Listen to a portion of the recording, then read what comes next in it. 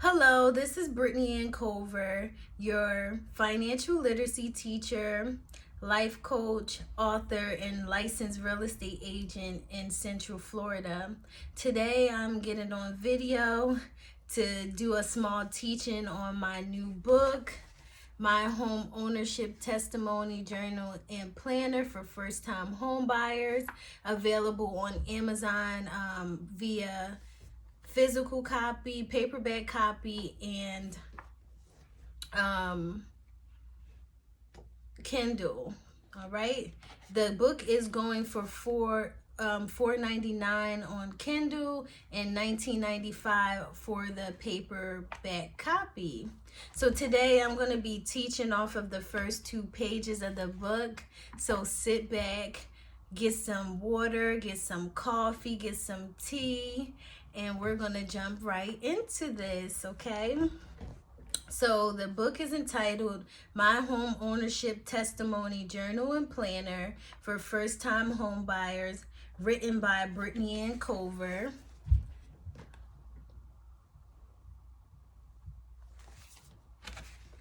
And then the first page, you have like a similar page to the front, just giving you the cover. Then the next page just has like the copywriting information. And then you can write your name in there, and then your emergency contact information there. And then we have a table of content. A table of contents. And then we get to a quote, and it's trust God and take the first steps to becoming a homeowner. And on page 7, this is where the testimony starts, so I'll read this. The testimony of the planner that will change your life. The vision that led me to buy my first home at 23 years old. How God helped me buy my first property at 23 years old, and how I began to break generational curses off of my family. Woo, already. My faith journey was not traditional. My home buying experience was not traditional. My journey began with my mother teaching me a bedtime prayer. I recited the prayer every night and began to see God work in my life. This journal honors my mother, who taught me that all things are possible with God.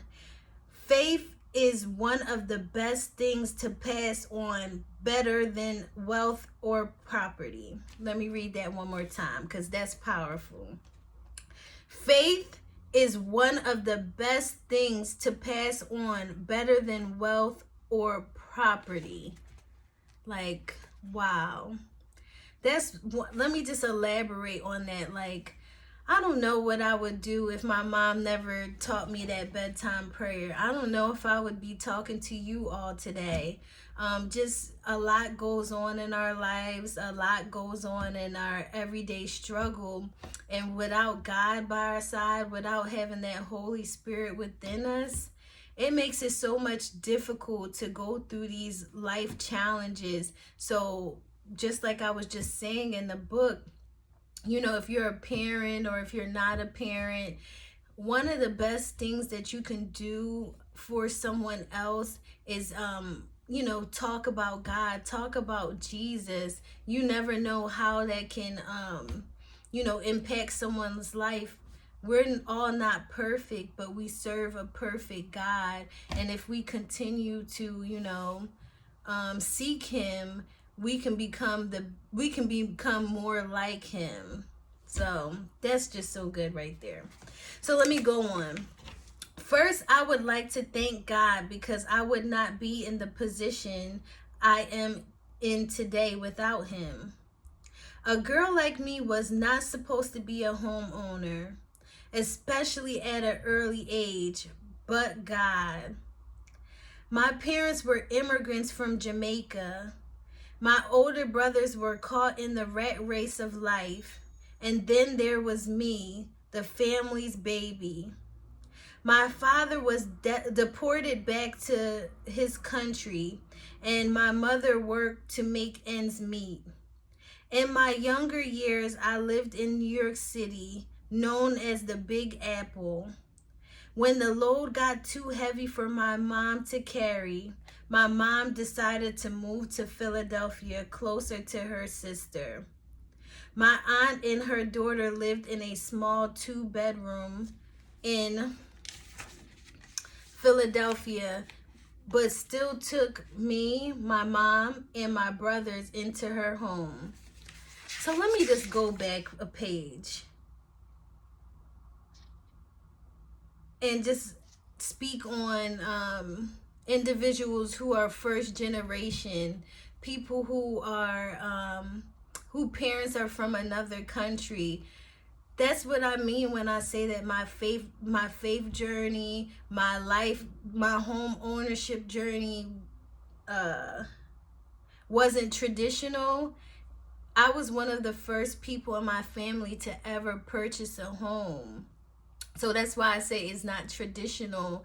When you're first generation, sometimes you're going to be the first to do things. You're going to be the first one to go to college, the first one to buy a home, the first person to just break those generational curses off of your family, someone to do something different than the people that, came before you. Your, parents or whoever, came to this country, did it for a reason. They started to begin the work so you can come and be something different than what they were. I know sometimes we get caught up in culture and we want to continue to keep our culture, but you can continue to be yourself, but without thinking that you have to stay in the traditions of the culture, if that makes sense. Because if you're thinking about continuing the same cultural values that your parents brought here, you're going to be, held down and held back because you were born here to be different. You were born here to keep those values, but add on to those values, if that makes sense. Put a comment in the comment section if this is making sense to you. Put a comment in the comment section if this is making sense to you. And this may not apply to everyone, but this is just to show you that, to show you how other people's may struggle, like what other people go through. When I was back in like elementary school and in middle school, it wasn't popular to be from another country. Like when people found out that I was Jamaican, people would say, "Oh, say mine," or "Oh, you eat jerk chicken," or "Oh, this and that." Like they would just ask me questions that they thought that applied to the culture, and sometimes people would tease me just for being of a different culture. Now being cultural is starting to be more acceptable, and more people are being able to relate to people that have different cultural backgrounds. So I'm just speaking from my experience. This is why it's called my home ownership testimony, because it's my testimony, it's my story that I'm, telling you all, in hopes that you can take the good, the bad, and the ugly and apply it to your life. So let me continue reading. Not too long after, my mom could get on her feet, and we got our own place that my mom rented. All the details were unclear to me because I was only about 6 years old at the time. We were in a 3-bedroom home. The next thing I knew, my mom's friend and his 2 sisters was living in my home. My aunt would drop off my cousins. All I know is that we had a full house. I enjoyed my time on Pastoria Street. I still remember the street because it has so many memories. We lived right across the street from the playground, and it was plenty of kids to play with on the block. That was back when kids went outside to play games like hide and seek, jump rope, and ding dong ditch. From there, a tragedy happened. From there, a tragedy happened. We were forced to move again, but this time I would find myself with my aunt again while my mother figured things out. My brothers were not with me this time. It was just me. I miss my mom like crazy, but I enjoyed the summer with my aunt.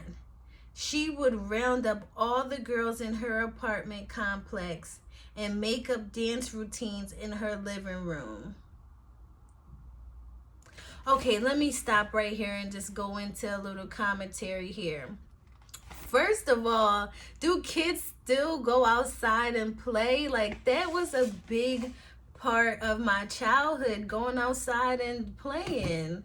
Like, a lot of kids now are on social media doing the TikTok dances, and I feel like this is a way to lack human interaction. You know, the dances are cool and fun and stuff, but I would just remember going to the playground, playing on the swings, just running around and doing hand games and actually just being outside and enjoying someone's company. Now, like with social media, I feel like a lot of people are more comfortable being inside. They don't want to go outside and be around other people, which is leading more people to become antisocial and not learning how to interact with other humans. And it's just a sad thing to me, in my opinion. I'm so glad, you know, that's one thing I'm glad about with my upbringing, is that I had an opportunity to live on a street block or in an area where kids were able to be free and go out and play. And one thing, like, we used to say, is like, you had to be in a house before the street lights are on. Like, is that a thing? Like, is that still a thing for kids, or do you remember that from your childhood? And then another point that I want to bring up is how I mentioned that, you know, another tragedy happened in my family and I had to go stay with my aunt. And the more I, like, you know, become an adult, I don't have any kids yet, but I recognize that sometimes parents need to sometimes regroup. Some, you know, things are going on in their life, and it's good to have like a support system where you can, you know, drop your kids off and you know that they're going to be in a safe place where you can go and regroup, get a, you know, just take a break, get your mind right, and be able to come up with a plan. You know, life isn't easy, and then, you know, just managing your own self plus managing kids can be very difficult. So, you know, I did enjoy the time at my aunt's house, and now that I'm like looking back, I'm like, okay, I'm glad that my mom had my aunt to, you know, lean on to help her in a difficult time, where she can go get her mind right for a couple weeks, couple months, and be able to better serve her children. So that was a really good example in a sense, because still I was missing my mom. I was still missing that interaction with my parent. You know, you heard in the beginning that my dad was deported back to his country, so my mom didn't really have my dad to lean on in those times. So it just can be very difficult to be a parent, and I don't totally understand that, but I can, you know, recognize how difficult that can be.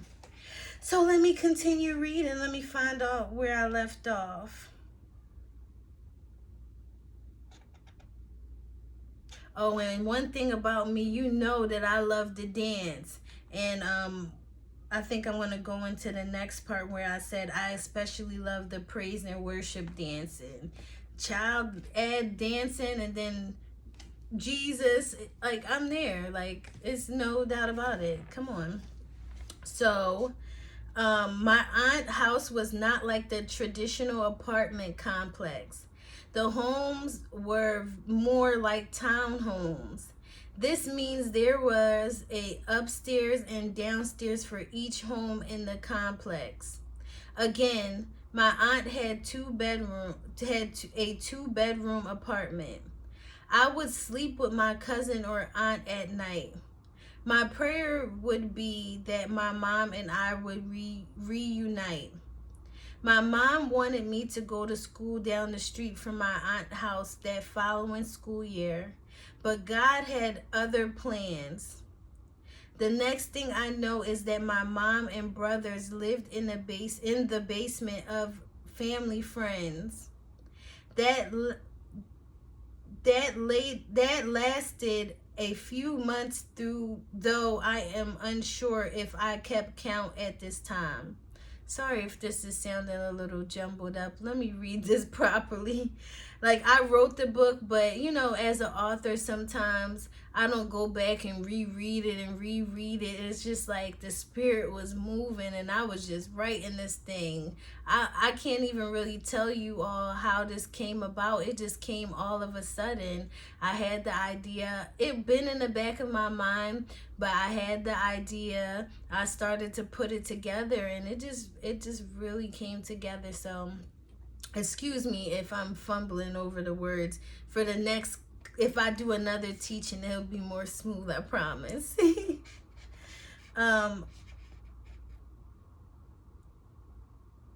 The next thing I know is that my mom and brothers lived in the basement of family friends. That lasted a few months, though I am unsure if I kept count at this time. I was about 8 years old. Thankfully, that did not last long living in the basement. My mom landed a 2-bedroom apartment, a duplex property. At first, my oldest brother would come and pick me up after school, but most of the time he was late, and I would be the last one in the schoolyard. Oh, let me just stop right there. That was major for me. For one, this was a revelation because when my mom landed the new 2-bedroom apartment, that was a duplex property. At that time, I didn't know the lingo to know that duplex meant a multifamily and multifamily living, and if the landlord, I just didn't know all of that, But it was like God was preparing me for the season that I would later walk into when you continue to read the story. And I know you're probably thinking, like, what does this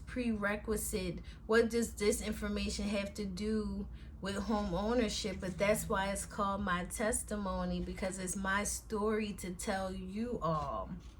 So I gotta set the scene up. Like yesterday, or the other day, I don't know when you're gonna listen to this, but someone, I had them, preview the first couple pages of the book, and he read it and he was like, okay, the first page is okay.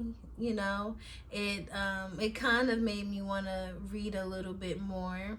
So, hopefully as you all read a little bit more, it will begin to touch your life. Like, I just touched on the topic that, I don't know if you had older siblings. Were your older siblings super responsible? Did they come pick you up on time? Because my brother would have me in the schoolyard. He would have had me in the schoolyard for forever. Sometimes I would have to call my mom at work, and, to the point where, let me just keep reading this last little piece. I was sick of being left out, so I asked my mom for a house key so I could walk home at 8 years old. Living in the apartment and being the youngest, I remember staying home alone because my mom had to work to pay bills and my brothers were old enough to be employed. Okay, so that's the end of the first 2 pages. So let me just talk to this last little piece. Yeah, so I was tired of my brother coming to get me late. So I said, Mom, I need a house key. I gotta start walking myself home because I can't be waiting for him to come get me. I'm out here. I'm the last one in the schoolyard, and that really it really didn't make me feel good, if I want to be honest, being left out. And at that time, I think my aunt worked, and she didn't live close by to the neighborhood where my mom got her apartment.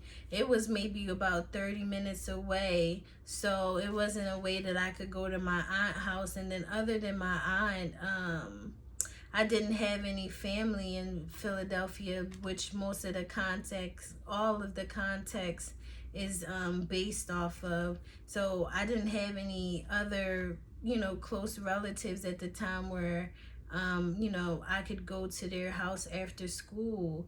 And my mom had to work, and I don't know if she was aware of aftercare or if she wanted to pay for aftercare, or aftercare wouldn't have been long enough anyway because my mom would work till nighttime. So she just had to do what she had to do. Sometimes parents have to do what they have to do, and it may not be the best thing for the child at the time. But, every parent isn't going to be perfect. So, you just have to take the good with the bad and, move on from it, learn to heal from it. But being left in a school parking lot didn't make me feel good. So I was like, give me that key, okay? And then I would stay home by myself, and you just gotta read the rest of the book to learn what I would do when I was home by myself and everything like that. So that was the first 2 pages of my home ownership testimony journal and planner. About the first 15 pages is based off of my testimony. It starts from, me living in New York where I was born, me moving to Philadelphia where I was raised. Then it talks about a little bit about my family background and upbringing. Both of my mom and my dad is from Jamaica. My dad, had to go back to his country, unfortunately, and my mom was here left alone in the United States. An immigrant from Jamaica. She was working, had to, survive. I had 2 older brothers, which they're both like, it's an age gap between us. So by the time I was like 8 years old, both of my brothers were almost what society would view as an adult. They were like, towards the 18-year-old mark at that time. So it was me, by myself, because both of my older brothers at that time, started to take on their own responsibilities. So that's just a little bit about my story so far. I hope you all are enjoying it.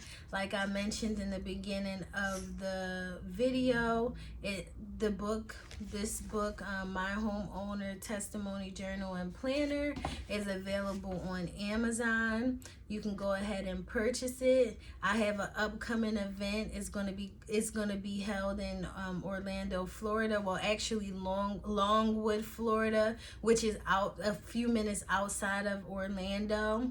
I'm calling all of the professionals from Orlando and its surrounding areas to come to my event, which is entitled Hot Off the Press Network After Work. It's going to be an event for professionals, young professionals, experienced professionals, couples, singles, real estate investors, real estate agents, realtors.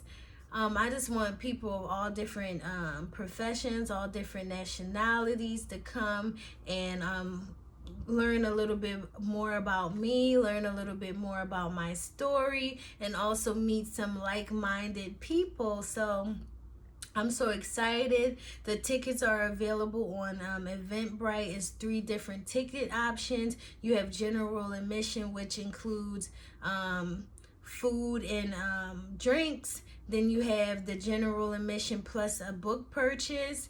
And then you have the VIP experience, which is general admission plus the book plus a 20-minute coaching call with me, where we can begin to strategize how you can also create your own testimony for home ownership. So I am so excited. I can't wait to see you all. The link for the event is in my bio. Also, the link for the book is also in my bio.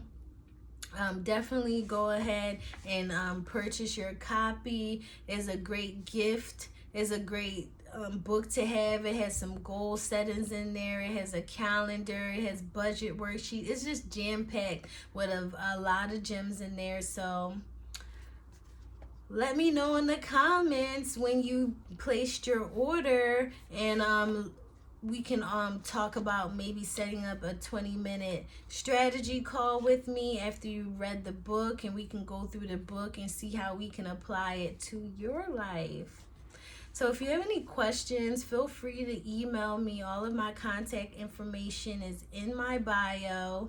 And I look forward to talking to you all very soon.